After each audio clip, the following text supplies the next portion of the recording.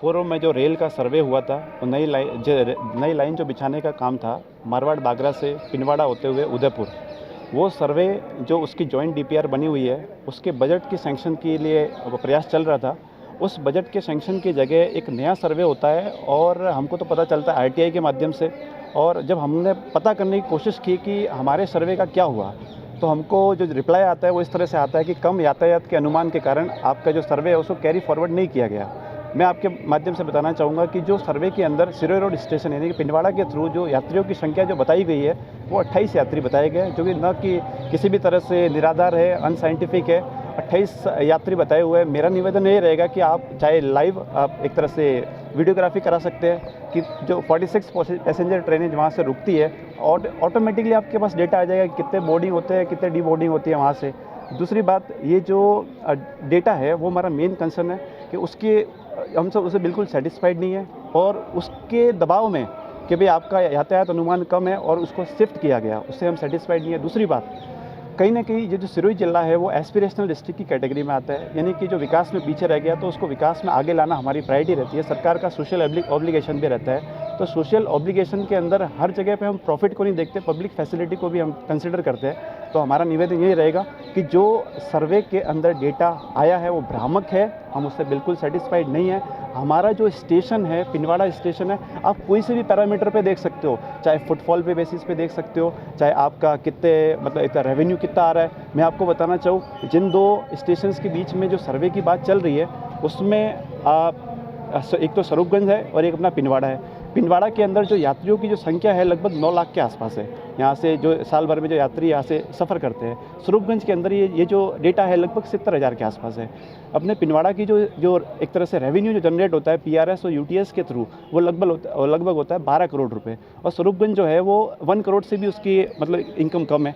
और दूसरी बात है, ये जो एनएचसी जो ग्रेडिंग होती है वो 5 के अंदर आता है पिंडवाड़ा, और जो सिरोही है अपना स्वरूपगंज जो है वो एनएचजी 6 ग्रेड, यानी जो एनएचजी की जो ग्रेडिंग होती है उसमें सबसे लास्ट पे आ रहा है। इसके अलावा ये जो पिंडवाड़ा है वो नेशनल हाईवे 27, नेशनल हाईवे अपना 62 और स्टेट हाईवे 62 का जंक्शन पॉइंट है, जबकि स्वरूपगंज एक अर्बन मतलब एक तरह से क्या है कि ग्राम पंचायत जो भावरी लगती है उसका जस्ट एक माजरा है, यानी कि स्मॉल सेटलमेंट है, एक रेवेन्यू विलेज भी नहीं है।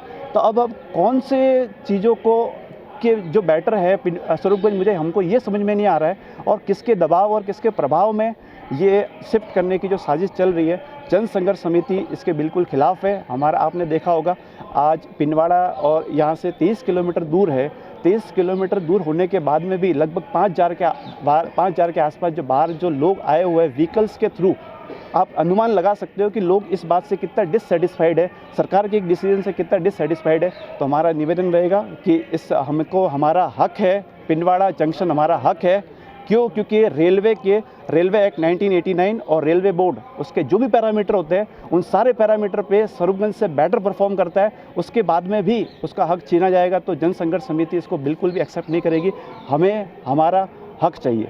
आप लोगों ने आज सांसद के हाय के नारे लगाए, क्या कारण था सांसद के हाय? क्योंकि सब सांसद का ही काम है इसमें सब। हाँ, सांसद महोदय के जो नारे लगाने के पीछे जनता एक्चुअली क्या है कि पिछले कई टाइम से जनता चाहती है कि हमको कोई सुने, अब कोई सुनने को रेडी नहीं है। हमने ज्ञापन दिया एसडीएम महोदय को, 16 दिसंबर को रैली हुई।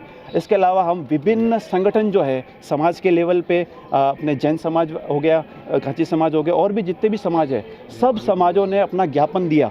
अब ज्ञापन देने के बाद में भी हमने उनसे मीटिंग भी की, लेकिन अगर कोई सेटिस्फैक्ट्री जवाब नहीं आएगा तो आप खुद बताओ कि जनता क्या करेगी। हमारे जो चुने हुए जनप्रतिनिधि हम चुन के भेजते हैं, वो भी संसद के अंदर क्या करते हैं, जब वो संसद में जाने के बाद में जब उनकी बात कोई नहीं सुनता है तो वो भी कैसे भाषणबाजी करते हैं और कैसे जो संसद की जो कार्यवाही हो उसको कितना बाधित करते हैं, और जब वो करे तो सही है और जनता करे तो गलत है। आपकी आगे की प्लानिंग क्या रहेगी? हमारे आगे की प्लानिंग ये रहेगी, इस ज्ञापन के ऊपर संज्ञान लिया जाए। बात यह है कि यहाँ से प्रॉपर डेटा रेल मिनिस्ट्री तक जा नहीं रहा है।